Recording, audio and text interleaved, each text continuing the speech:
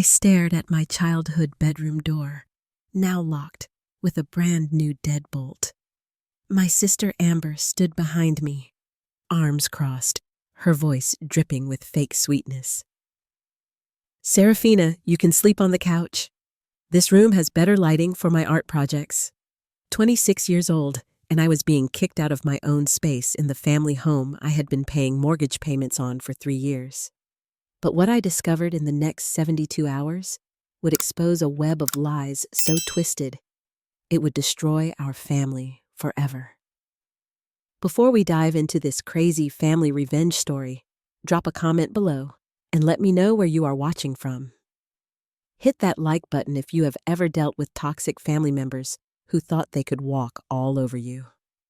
Subscribe, because what happened next will absolutely blow your mind. Trust me, you do not want to miss how this sister got exactly what she deserved. That first night on the lumpy couch, I could not sleep. Something felt wrong beyond just losing my room. Amber had been acting strange for months. Designer clothes, expensive art supplies, talking about investing in her future. Meanwhile, I had been struggling to keep up with my share of the house payments while working 2 jobs. The next morning, Amber left for what she called business meetings. I decided to investigate. Mom had given me access to the family documents years ago when Dad passed away, making me the backup financial contact. I pulled out the paperwork and started making phone calls. The first red flag hit immediately. Our mortgage payments, the ones I had been faithfully sending Amber to handle, were 3 months behind. My stomach dropped. I called the bank directly. "Miss Winters, we show no payments from you personally," the representative explained. "All payments have come from Amber Winters, and they stopped in September." September. That was when Amber started her mysterious art career and began pushing me out of family decisions. I drove to the bank that afternoon and requested all transaction records. What I found made my hands shake. Amber had opened a joint account using my social security number and forged my signature. She had been depositing my mortgage payments into this account, then transferring the money to her personal checking account.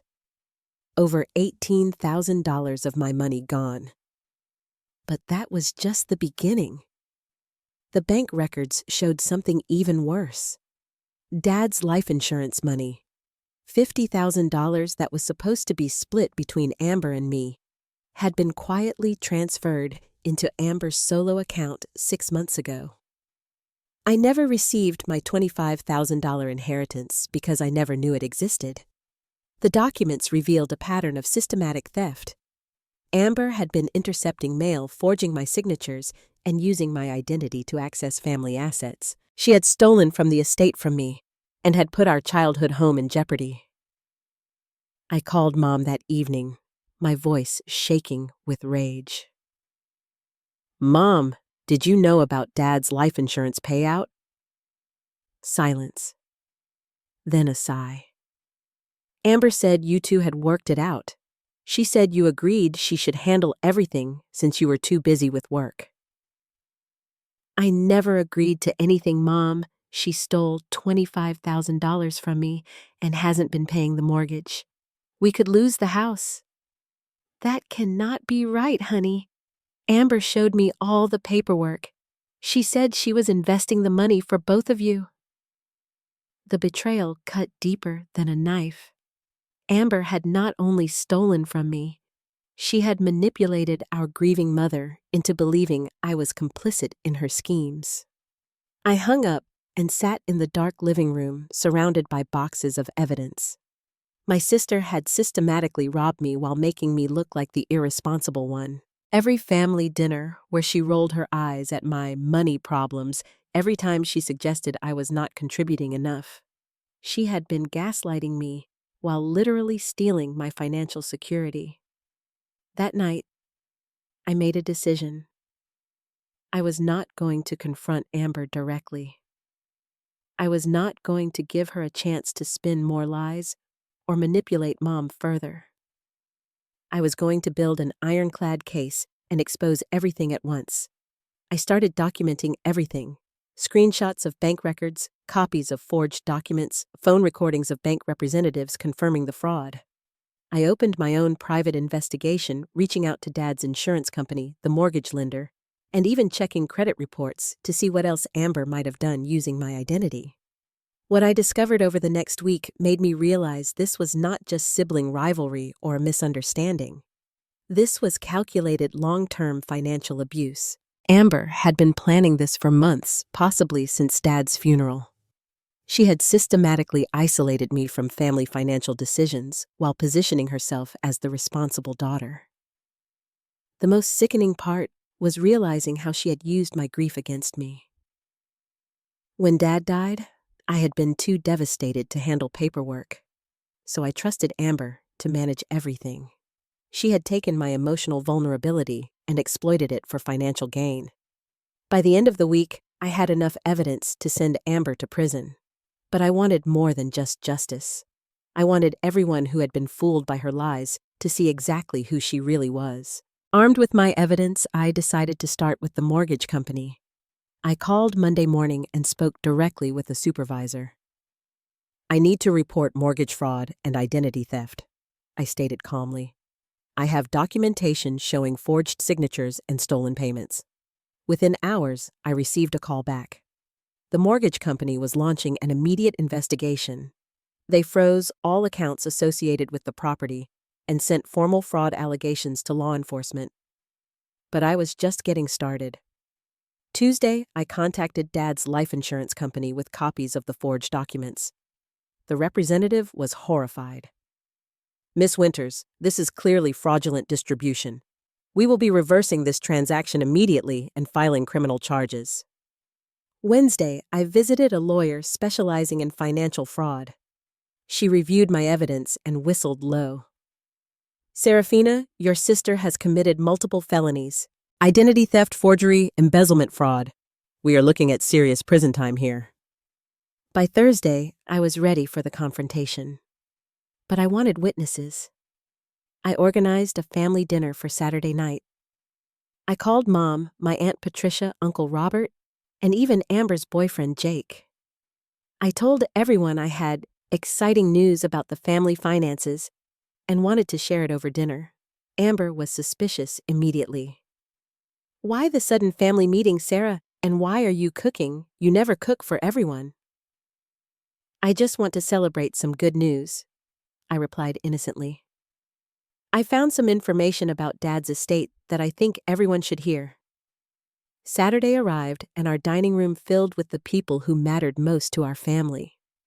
Amber sat at the head of the table, confident and relaxed, probably thinking she had successfully manipulated everyone. I stood up holding a folder thick with documents. "I want to thank everyone for coming tonight. I discovered something important about Dad's legacy, and I think it is time everyone knew the truth."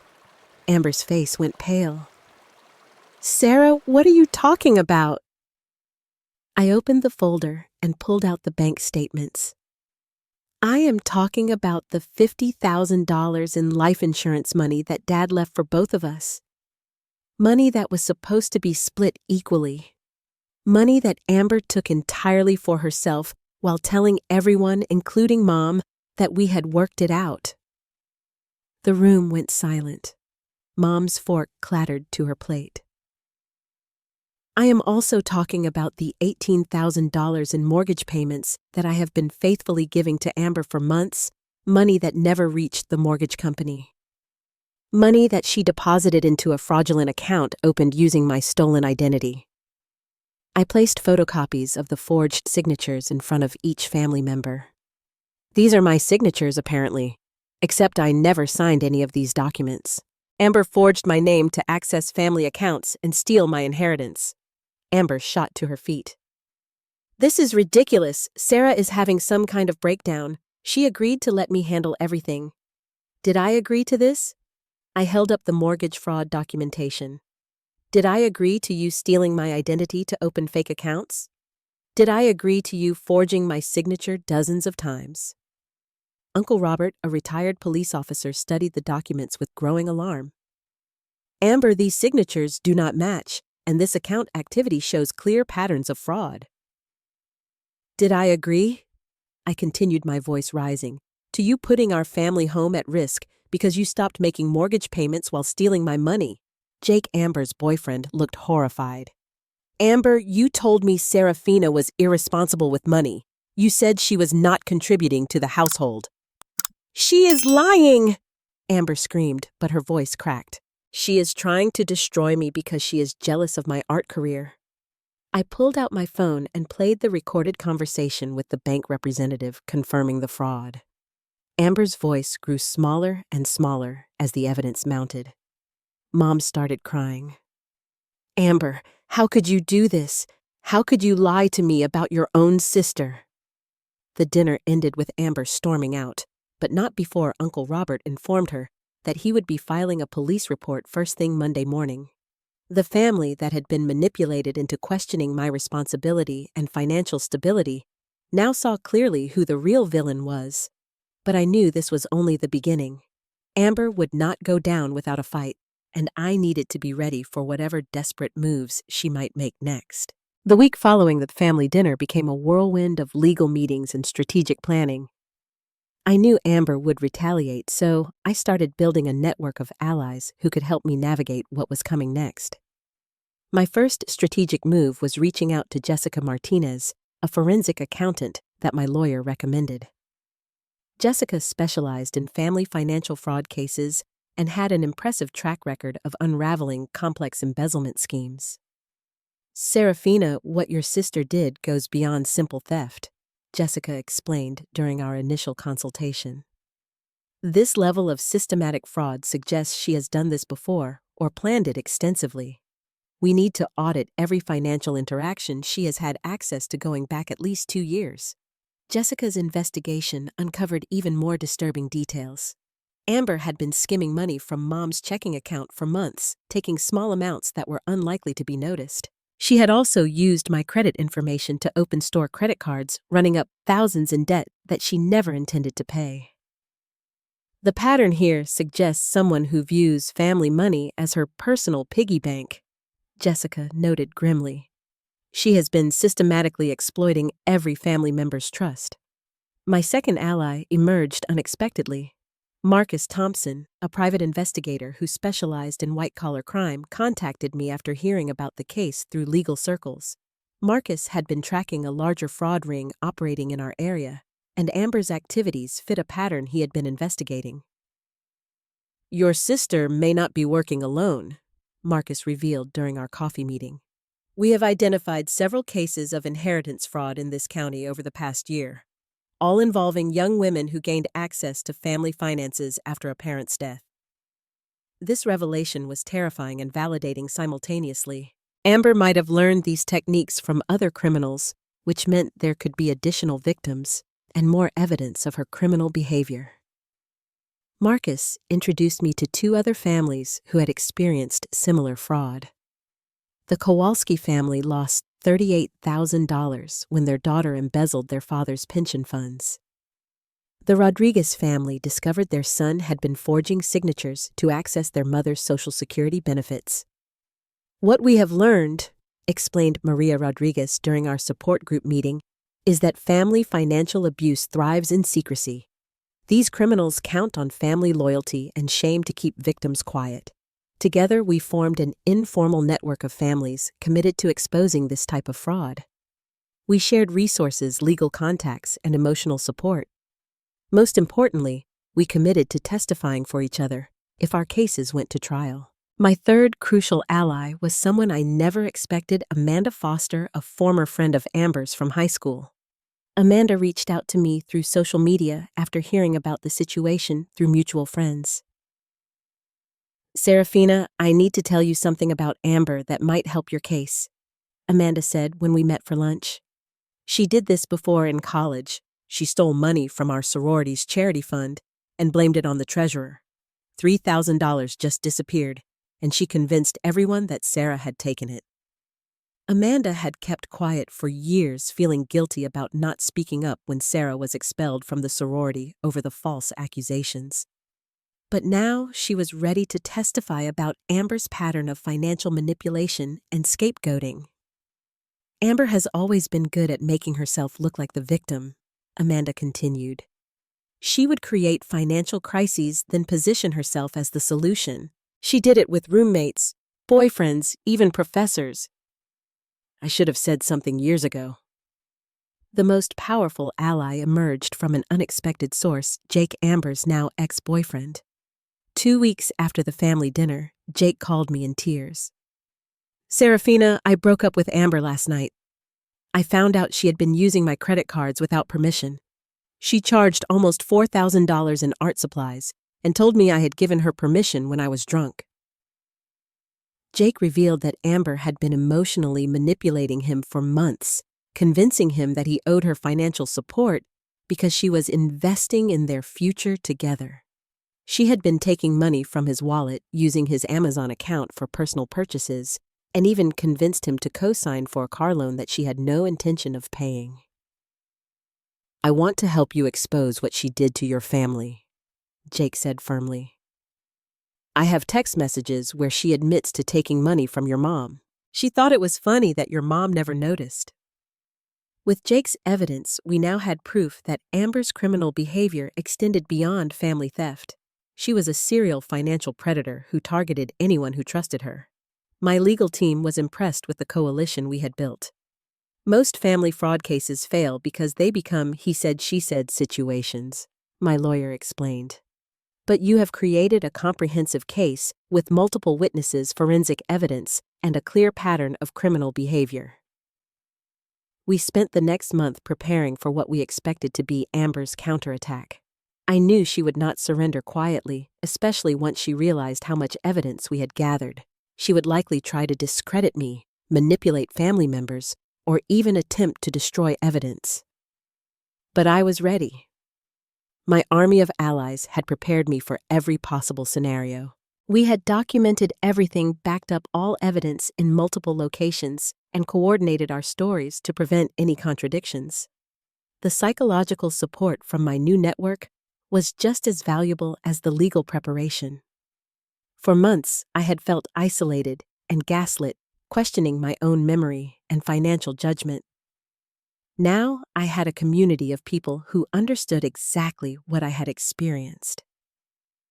Family financial abuse is particularly damaging because it attacks your sense of safety and belonging, explained Dr. Sarah Kim, a therapist who specialized in financial trauma.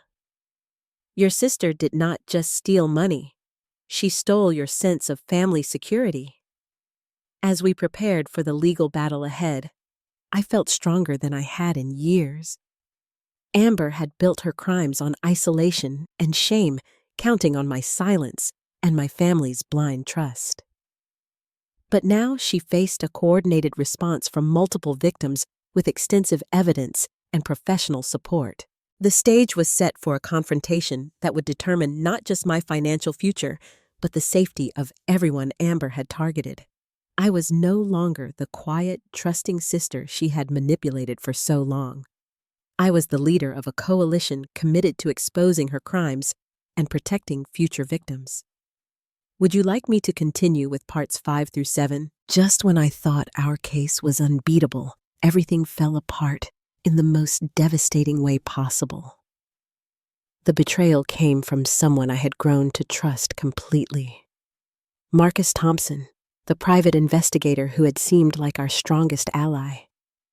It started with a phone call that made my blood run cold.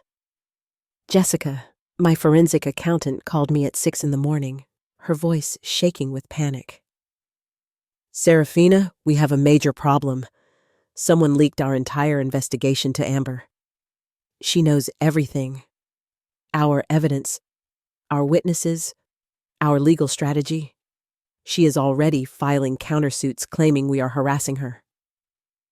My heart stopped. How is that possible? Who had access to everything? That is what we need to figure out immediately. Meet me at the lawyer's office in 1 hour. This could destroy our entire case. I arrived at the law office to find chaos. My attorney, Patricia Williams, was frantically making phone calls while Jessica spread documents across the conference table. The news was worse than I had imagined. Amber filed restraining orders against you, Jake and Amanda, yesterday, Patricia explained grimly. She is claiming you are leading a harassment campaign against her. She has documentation of our investigation methods, copies of our evidence files, and even recordings of our strategy meetings. But how? I demanded. We were so careful about security. Jessica pulled out her laptop and showed me a series of emails. These came from Marcus Thompson's account. He has been sending Amber detailed reports of everything we discovered, every person we contacted, every piece of evidence we gathered. I felt like the floor had collapsed beneath me. Marcus had not just betrayed us. He had systematically sabotaged our case while pretending to help build it. For weeks, he had been feeding information directly to Amber, allowing her to prepare counter-strategies and destroy evidence. There is more, Patricia continued. Amber is now claiming that the forged signatures were actually authorized by you and that you are fabricating evidence because you are jealous of her success. She has witnesses who will testify that you admitted to lying about the inheritance money. What witnesses? That is impossible. Marcus provided her with a list of everyone in our coalition. She has been contacting them individually, offering money or threatening legal action to get them to change their stories. The scope of the betrayal was breathtaking. Marcus had not just leaked information. He had helped Amber weaponize our own investigation against us. Every strength we had built became a vulnerability she could exploit. The worst news came next.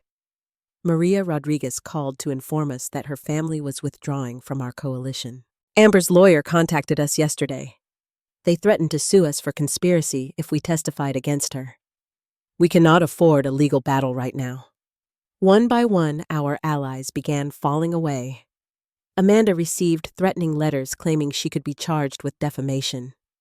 The Kowalski family was offered a settlement to stay quiet about their own case. Even Jake started wavering when Amber threatened to press charges against him for stalking and harassment. Within 72 hours, our ironclad case had crumbled. Worse, Amber was now on the offensive, painting herself as the victim of a malicious conspiracy led by her unstable sister. She is using our own tactics against us, Jessica observed bitterly.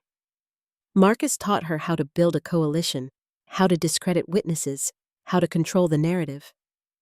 She learned from watching us work. The restraining orders were the final blow.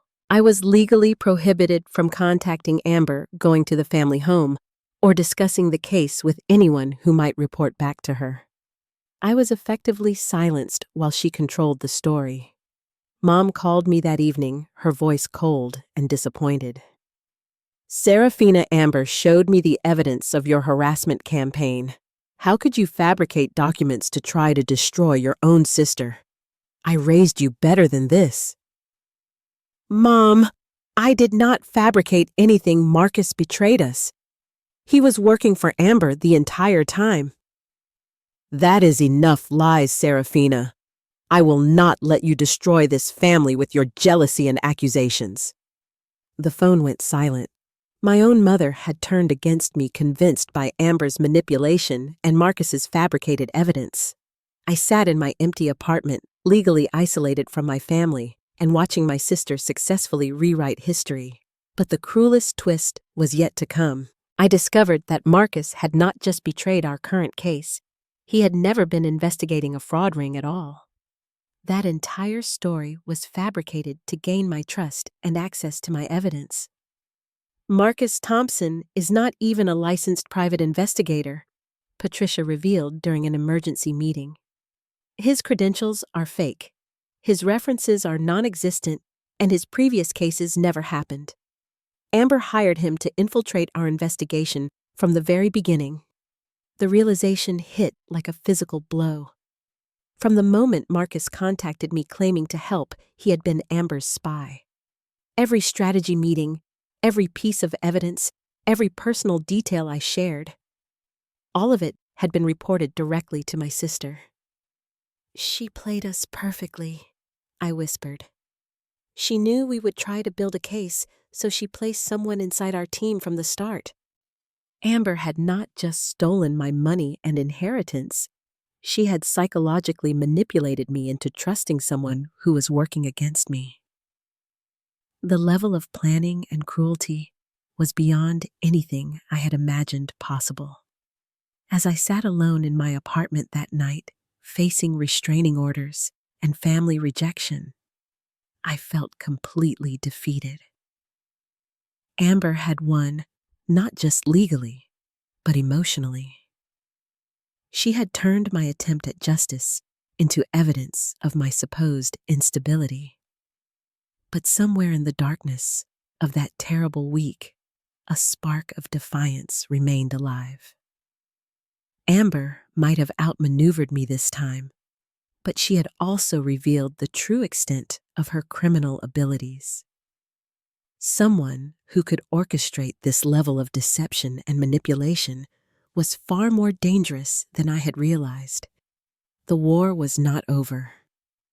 It was just beginning. In my darkest moment, salvation came from the most unexpected source. 3 days after Marcus's betrayal was exposed, I received a phone call from someone whose voice I did not recognize. "Miss Winters, my name is Detective Lisa Chen with the Financial Crimes Unit. I understand you recently discovered some concerning financial irregularities involving your sister." My heart raced. "Detective, I should inform you that there are restraining orders in place and my sister's lawyers have claimed this is all fabricated." "Miss Winters, we are not calling about your family dispute. We are calling because your sister's name appeared in connection with a federal investigation we have been conducting for the past 18 months. Federal investigation. The words sent chills down my spine. "Can you meet us today? We have some information that might interest you, and we would like to review the evidence you gathered before it was compromised." Within 2 hours, I was sitting in a sterile conference room across from Detective Chen and FBI Agent Rodriguez. The table between us was covered with photographs, financial records, and surveillance reports that made my amateur investigation look like kindergarten homework. "Miss Winters, your sister Amber has been under federal surveillance since January of last year. She is part of a sophisticated identity theft ring that has defrauded families across 3 states out of over $2 million. Agent Rodriguez opened a thick file folder. "Marcus Thompson, the man who infiltrated your investigation, is actually Michael Torres, a convicted felon specializing in witness intimidation and evidence tampering. Your sister hired him through criminal contacts she made during previous fraud operations." The scope of what they revealed was staggering. Amber was not just a family thief. She was a professional criminal operating as part of an organized network. The art career she claimed to be building was actually a money laundering operation for stolen inheritance funds. "We have been tracking her activities since she defrauded the Morrison family in Arizona last year. $60,000 in life insurance money using the same forged signature techniques she used against you." Detective Chen spread out surveillance photographs showing Amber meeting with known criminals, exchanging documents, and making cash deposits at multiple banks. "She has hit at least 12 families that we know of, always targeting households recently affected by death or divorce." "But how did she learn to do this?" I asked, still struggling to process the magnitude of her crimes. "Prison," Agent Rodriguez replied bluntly. "She served 8 months in county jail 3 years ago for credit card fraud. She was supposed to be rehabilitating, but instead she was networking with career criminals who taught her more sophisticated techniques." The revelation that Amber had been in jail was shocking enough, but learning that she had used that time to become a better criminal was devastating. While I had been grieving Dad's death and trying to hold our family together, she had been planning an elaborate scheme to rob us all. "We would like your permission to use the evidence you gathered as part of our federal case," Detective Chen continued. "Your documentation of her forged signatures and fraudulent accounts corroborates what we have observed in other states." But the best news was yet to come. "Miss Winters, we have enough evidence to arrest your sister today. Federal charges for interstate fraud, identity theft, money laundering, and conspiracy. She is looking at 15 to 20 years in federal prison." "What about the restraining orders, the witnesses she intimidated?" Agent Rodriguez smiled grimly. Federal charges supersede local restraining orders, and witness intimidation is an additional felony charge. Everyone who was threatened or bribed will now be protected under federal witness protection protocols. Within hours, my world transformed completely. The federal case provided legitimacy and protection that my family dispute never could. Suddenly, Marcus Torres was arrested for obstruction of justice and witness tampering. The restraining orders were dissolved. Most importantly, every person Amber had intimidated was now protected by federal law. Jake called me that evening, his voice filled with relief and anger. Serafina, the FBI contacted me today. They want me to testify about everything Amber stole from me. They said she has been doing this to people for years. Amanda reached out with similar news. I cannot believe I was intimidated into staying quiet about a federal criminal. The agent told me that my testimony about the sorority theft establishes a pattern going back to college. Even Maria Rodriguez called to apologize. Our family wants back into your coalition, Serafina. We had no idea we were dealing with organized crime. The FBI says our case is connected to several others. But the most satisfying call came from Mom, her voice shaking with shock and regret. Serafina, honey, the FBI just left our house. They arrested Amber this morning. They said she has been lying to us for years, that everything you discovered was true. I am so sorry I did not believe you. Mom, she fooled all of us. Professional criminals trained her to manipulate families exactly like ours. They showed me evidence of money she stole from my account that I never even noticed. And there were other families, other people she hurt. My own daughter was a criminal and I defended her against you. The federal investigation revealed details that made my amateur detective work look quaint. Amber had stolen over $400,000 from various families. She had false identities in 3 states. She had been planning to disappear entirely once she accumulated enough money, leaving all her victims with no way to recover their losses. The network she was part of specifically targets families dealing with grief or trauma, Detective Chen explained during a follow-up meeting. They count on emotional vulnerability and family loyalty to prevent victims from investigating too deeply. Agent Rodriguez added, Your decision to fight back and build a coalition probably saved several other families from being victimized. She was planning to expand operations significantly. As I left the federal building that day, I realized that my quest for justice had evolved into something much larger. I was no longer just trying to recover my inheritance. I was helping to dismantle a criminal organization that preyed on grieving families. The girl who had been quietly sleeping on the couch just months ago had become a federal witness in a major fraud case. The sister who had locked me out of my own room was facing decades in prison. Justice was not just served, it was delivered with the full weight of federal law enforcement. 6 months later, I stood in federal court, watching Amber receive her sentence 18 years in federal prison without the possibility of parole. The judge's words rang through the courtroom like music to my ears. Miss Winters, you have systematically preyed upon families during their most vulnerable moments. You have exploited grief, manipulated trust, and caused immeasurable emotional and financial damage. This court finds your crimes particularly heinous because they targeted the very people who should have been able to trust you most. Amber, dressed in an orange jumpsuit and handcuffs, looked nothing like the confident sister who had kicked me out of my room. Her art career fantasy had crumbled, her criminal network was dismantled, and her victims finally had justice.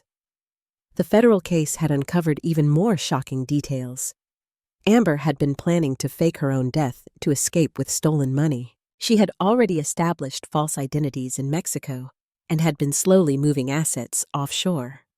If I had not fought back when I did, she would have disappeared forever, leaving our family destroyed and her victims with no hope of recovery.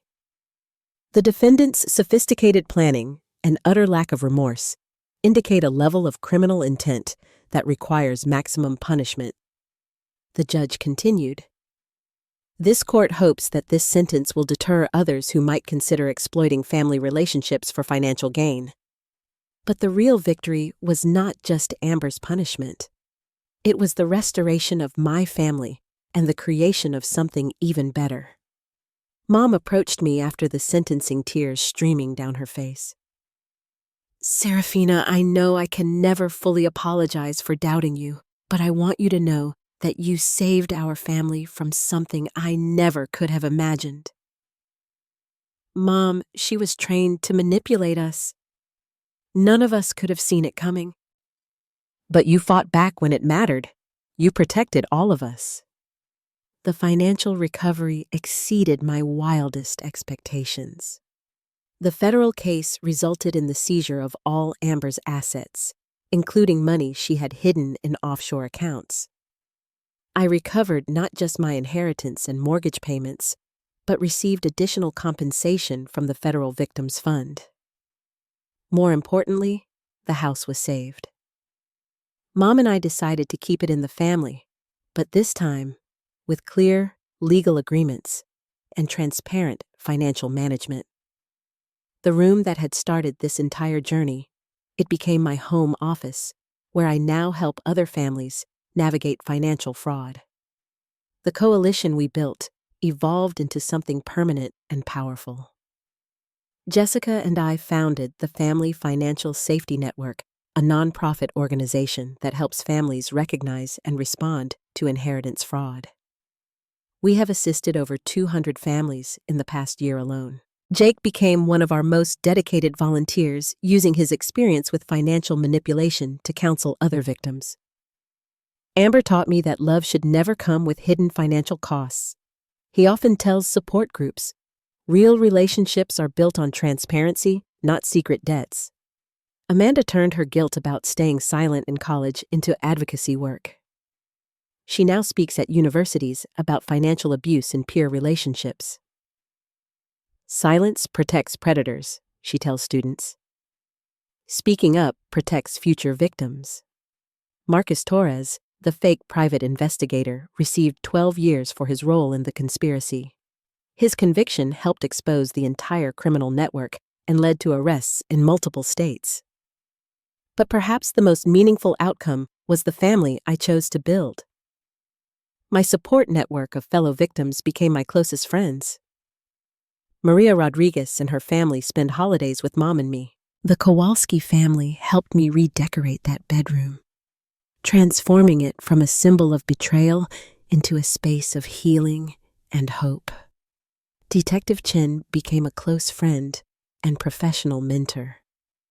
"You showed incredible courage in fighting back against someone who had trained specifically to manipulate families," she told me. "Most victims never recover because they cannot overcome the emotional manipulation." As I sit in my reclaimed room tonight, working on victim advocacy cases, I think about how dramatically my life changed from that moment when Amber locked me out. I could have accepted the couch stayed quiet about the missing money and trusted that family loyalty would eventually sort everything out. Instead, I chose to fight for the truth, and that decision revealed not just my sister's crimes, but my own strength.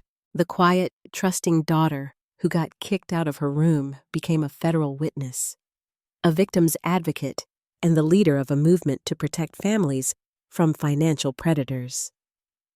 The sweetest part of this revenge story is that it was not really about revenge at all. It was about justice, protection, and the power of refusing to stay silent when something is wrong. So here is my question for you. Have you ever had a family member who made you question your own reality about money relationships or trust? Have you experienced that gut feeling that something was wrong, but dismissed it because of family loyalty? Drop a comment below and share your story. You might help someone else recognize the warning signs. If this story resonated with you, please hit that like button to help other people find it. Subscribe to my channel because I share more stories about standing up for yourself and finding justice when people try to take advantage of your trust. And please share this video with anyone who might need to hear that fighting back against family manipulation is not betrayal. It is self-preservation. Thank you for watching my journey from victim to victor. Remember, blood relationship does not give anyone the right to steal your peace, your money, or your future. Sometimes, the family you choose is stronger than the family you were born into. And there is absolutely nothing wrong with protecting yourself from people who see your love as an opportunity to exploit. Stay strong. Trust your instincts and never let anyone convince you that asking questions about your own money makes you the bad person in the story.